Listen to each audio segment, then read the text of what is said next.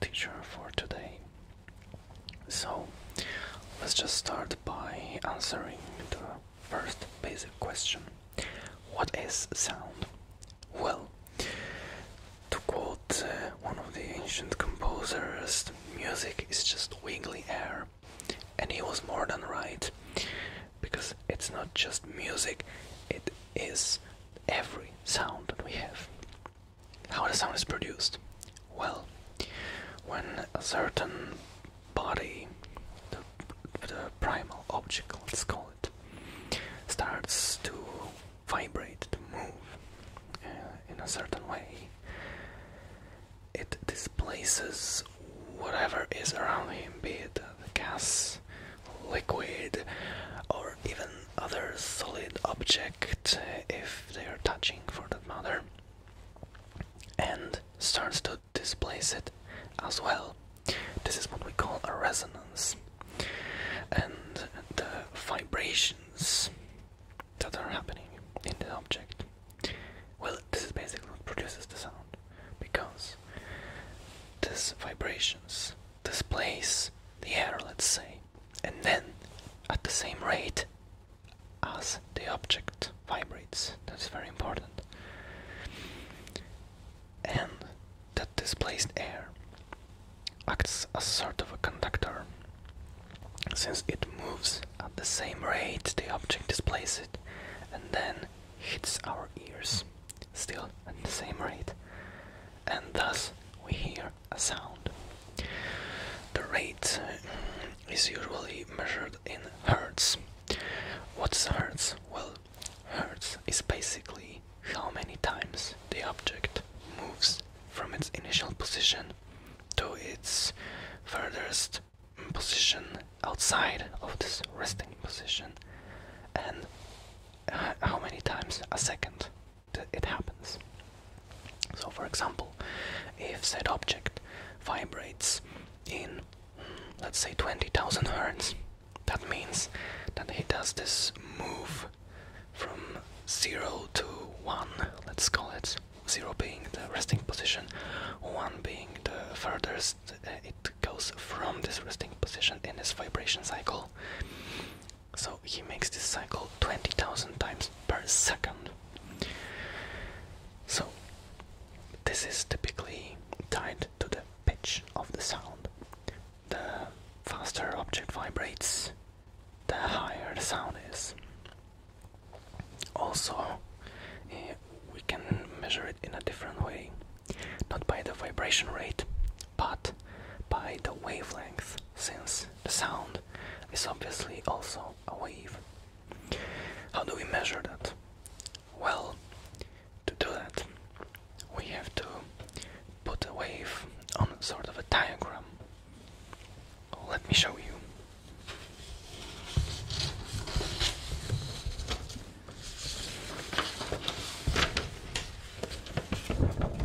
Well,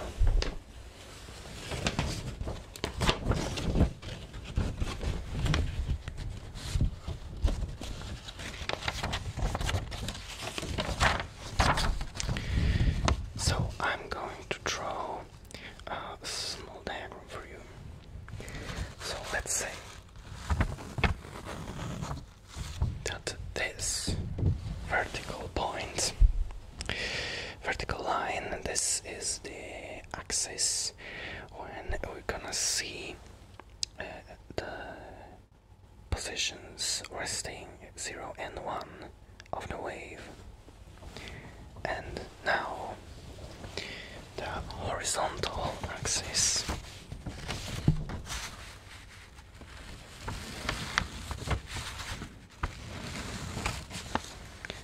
is our time axis. So now, for the ease, I'm going to draw a cutout line to indicate the position 0. So now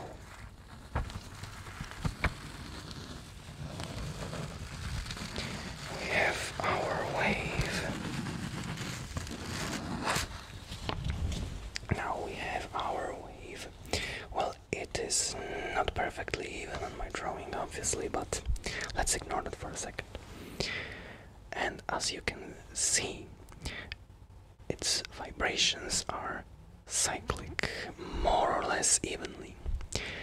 And now we can measure how much time does it passes between one and the other peak, either here, or even between the resting positions, because usually in a simple sine wave like this, which is the most cases, actually almost all cases, for the naturally generated waves to be. And since we can measure the time, we can also measure its length, because as we know, time and space are intertwined. And by this length, we can also measure the wave. This is typically how you measure an electromagnetic wave in electromagnetic spectrum. So of course we can't exactly see those waves, but well, science works whenever you can actually see or understand the concept or not. Because of course the only part of the electromagnetic spectrum we can actually see is the visible light spectrum, which is a very tiny fraction. But commonly, if we're talking about the sound, we are talking about the pitch, so the hertz rate. So that is our time, exactly how many times per second those peaks happen. Now, there is also a very important thing, because there is also basically no naturally generated sound that has only one wave. It can have the main pitch, which we call a fundamental pitch. This is, for example, greatly explained on a musical instruments on a note, right? We have the concert pitch A, 440 Hz, which means that the note A, the middle A when played, should vibrate at 440 Hz. That's how kammertones are tuned, and the kammertones are one of the few examples of an object having a nearly or perfectly only fundamental pitch, but more about that later. So, when you play the A440, the middle A, on a musical instrument, on every musical instrument, it will always have a fundamental pitch of 440 Hz. However, if it would be the only fundamental pitch, then no matter the instrument, it will always sound the same, because the sound wave of a certain characteristics, the same wave of the same characteristics, the same pitch and the same shape will always sound the same, more or less. So if that would be the case, we wouldn't be able to tell the difference between, say, piano and a violin, which obviously is not the case. That's because there are always overtones that are different pitches, different waves that vibrate at different rates. However, they are usually much quieter than the fundamental pitch. In our example, the 440 Hz. Most of the musical instruments have more or less the same intervals, that's the distance between one pitch and another, in their overtones. For example, for the guitar, its most audible intervals, apart from the fundamental pitch, are octave, which is either half or doubled or quadrupled and so on, from the fundamental pitch, and the fifth, which is usually presented as the fifth key from the main one on the piano. This is also why most of the chords used in music have bass of the prime and the fifth sound, and why the fifth is one of the most consonantic overtones and harmonies we have in music. But obviously other instruments can have a little bit different balance of those pitches. There is also a very interesting case of the same note, ideally the same fundamental pitch, being played on two different instruments. So let's say we have usually a treble instrument, like a violin or a flute, and a very low-sounding instrument, more in the baritone or bass spectrum. Maybe not bass because that won't reach, but for example a baritone or a tenor instrument, like let's say cello, right? And now when you play the very same note on a violin, no, that would have to be probably one of the lowest sounds available for the violin, and the very, very high for the cello. But if you play the same note on those two instruments, it would sound different, and you would have no problem at all with telling which one is violin and which one is cello.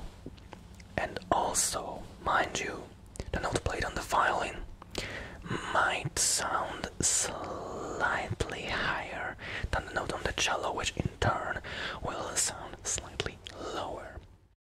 Why is this the case? Well, that's because of the overtones. The the cello will have much more overtones that are below the fundamental pitch, that sound lower, and they will be louder. And the violin, on the other hand, would have more and louder overtones above the fundamental pitch. This is also connected to the physical construction of the instrument and the resonance, as I told you, because for the resonance, the physical dimensions and measurements of the vibrating objects are very important. It is almost essential for an object to be at least the size of the wave, of the lowest wave that it is supposed to conduct further. This is also why the small instruments tend to sound higher and lower instruments tend to sound lower, even if you play the same note on both of them. It's simply because the higher instruments project the smaller, higher sounding waves, because this is also the thing. The bigger the vibrating object is, the lower the waves it can produce, or at least put further. However, it's not the case for the smaller ones, because the smaller objects will have smaller waves they can put further, and the smaller the wave, the higher the pitch. So this is why we have it like that. So, of course, by all means, you can have a very high note on a very big instrument, but it would still sound a bit bassy.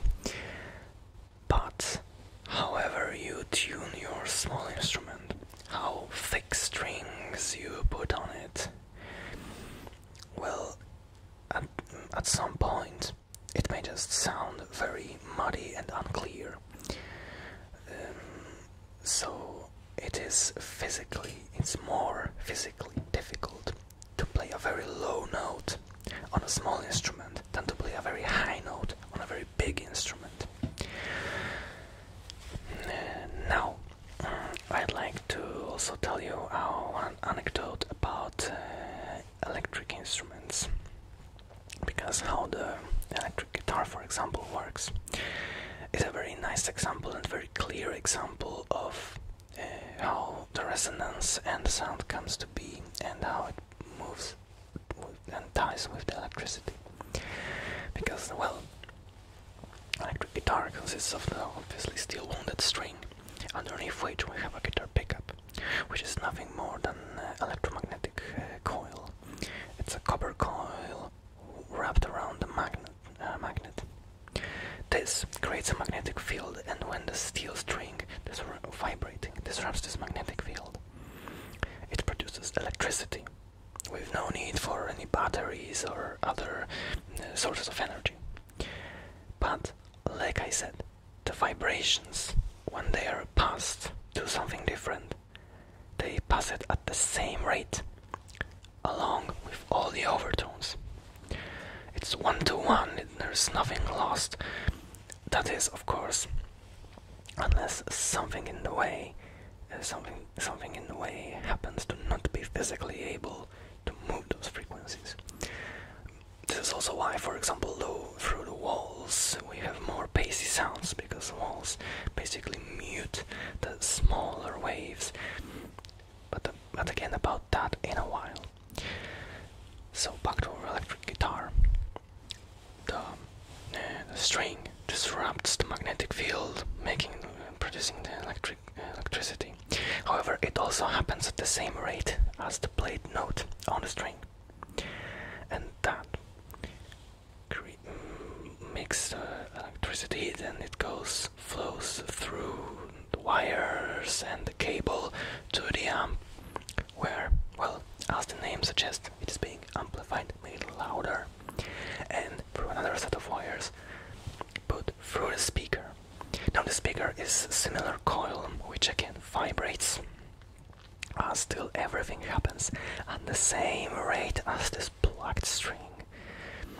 Now the coil vibrates, it moves the membrane of the speaker, and this pushes the sound forward, moving the air, and in turn the air moves our ears. Now our ears work a bit like a tiny microphone, and microphone in turn is a small speaker, because it also has a membrane which has to move. And but when we talk about the microphone, it's the other way around. The movement of the membrane is what moves the coil, making electricity, and then the process is similar to electric guitar. That electricity, flows through the wires and all the electric components of the microphone and comes the other way. Now, for our ears, the speaker is the eardrum. This is our membrane that connects to the air and vibrates. This in turn moves all the set of the tiny bones we have inside our ears, and they are connected to the nerves that go directly to our brain. So it goes more or less the same way as with a speaker or microphone, right? We have the vibrating membrane, we have the electricity, and in turn it goes to our head, which acts as sort of a receiver or an amplifier. Now, why does it also take that those very low sounds and very low instruments take so much energy to play? You can clearly see this, for example, in brass sections, right? When the tuba players have to blow really heavily into their instruments to produce the sound. That is because, like I said, the lower the sound, the bigger the wave, and the bigger the wave, the more energy it needs to be produced. This is also why the bass sounds and in general the lowest of the sounds happen to go over the longest distances. It is also because, of course, the wave is very long,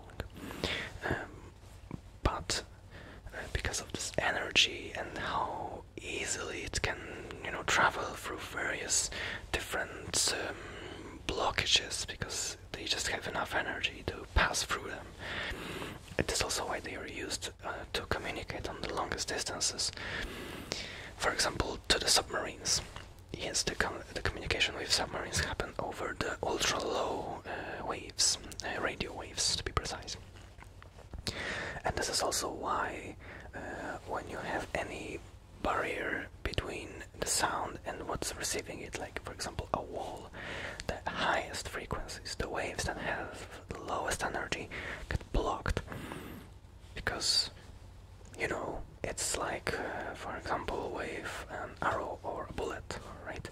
The smaller the energy, the sooner it gets stopped by something, and the higher the energy, the deeper it penetrates. For example, I will now demonstrate it by putting my hands here between the microphones, and you will be able to hear the difference. Now, can you hear this? It sounds a bit muffled, but that is because all the high frequencies that are in my voice are being blocked just by my hands. There are only the lowest frequencies, and this is what we perceive as being a muffled sound. See? That's exactly how that works. Also, I mentioned, now also coming back to what I said earlier, that almost every sound, well, basically every sound occurring naturally,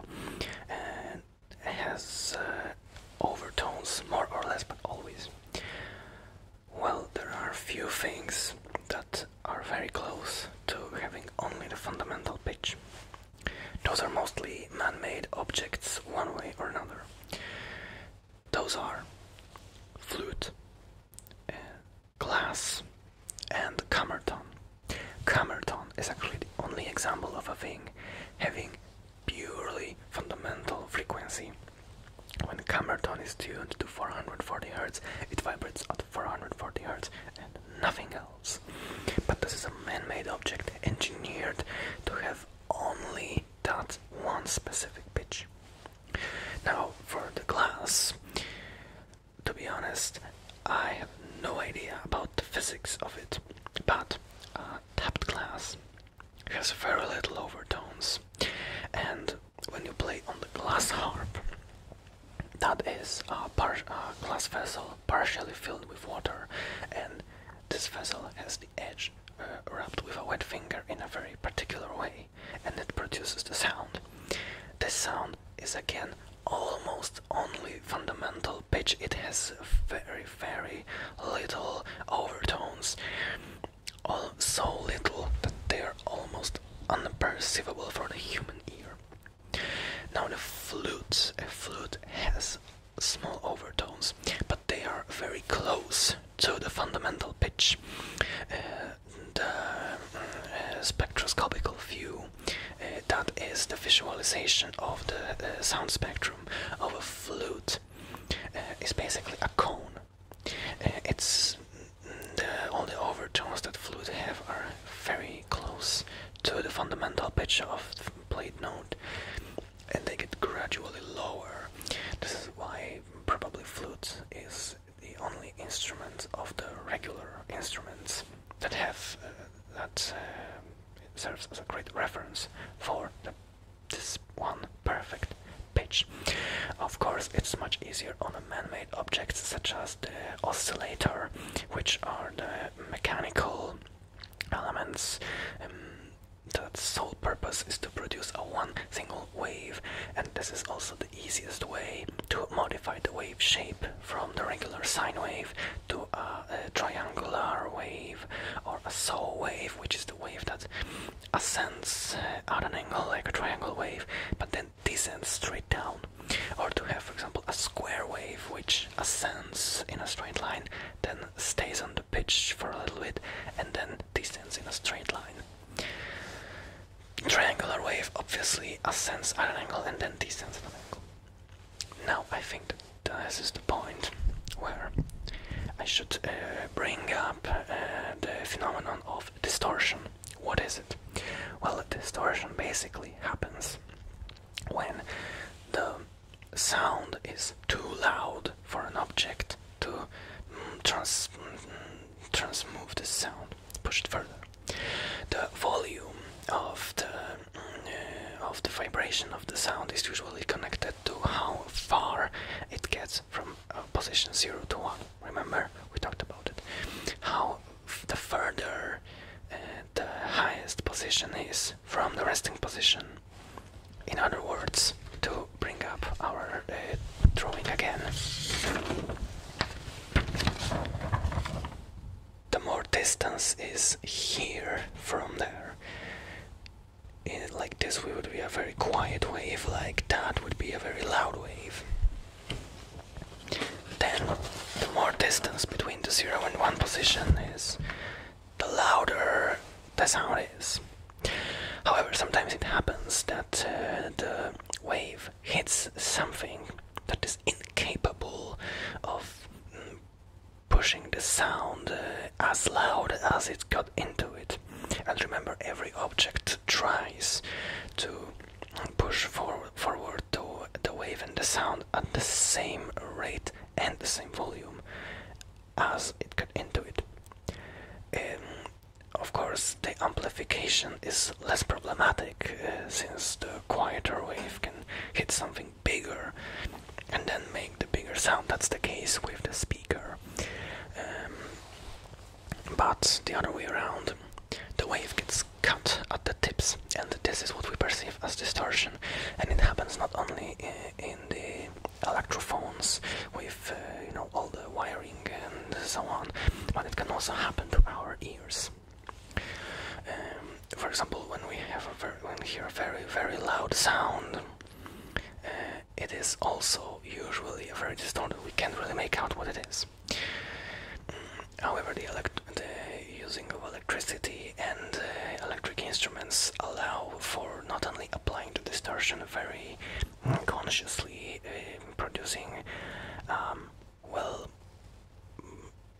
more or less pleasant sound like a distorted electric guitar, for example, but it can also modify how hard that wave is being clipped, because you don't always have to cut it flat. Sometimes the sine wave, as it is, remains sine wave.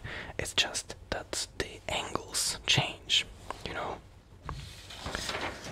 Let me put that into a drawing again.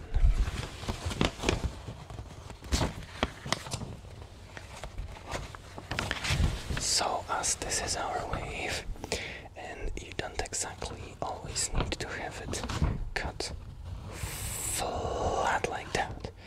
Well, it's not perfectly flat, but you get the idea. Sometimes all you need is a very mild distortion.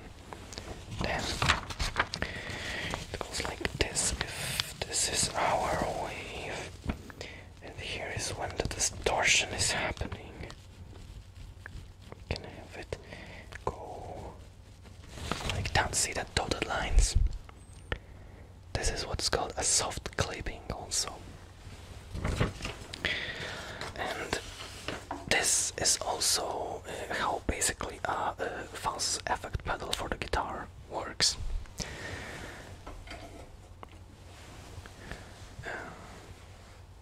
But like I said, the distortion can happen also to our ears. And the other phenomenon I should probably talk about is white noise.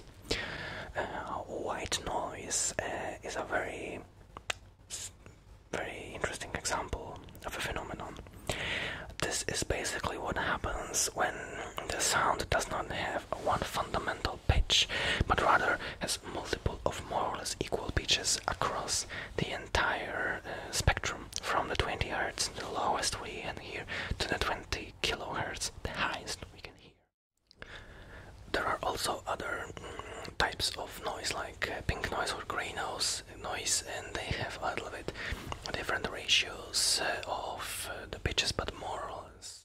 But in general, the noise in the sound engineering theme is the sound that does not have one designated fundamental pitch, but is rather spread out more or less evenly on some variable distance of various different pitches, and you cannot make out really which one is the fundamental one. And this is, for example, what we can hear in the sounds of, let's say, wind in the leaves, or the waves on the sea, or the fan sound, or when you turn your TV or radio station on some frequency that there is no signal, so you have the blank page, and just the this white noise. This is like the polar opposite of the pure wave and the fundamental pitch. So this is more or less everything you need to know about the basic mechanics of the sound. I hope you learned something useful today, and that now you will be a little bit more aware of, well, all the audible side of our world. Thank you so much for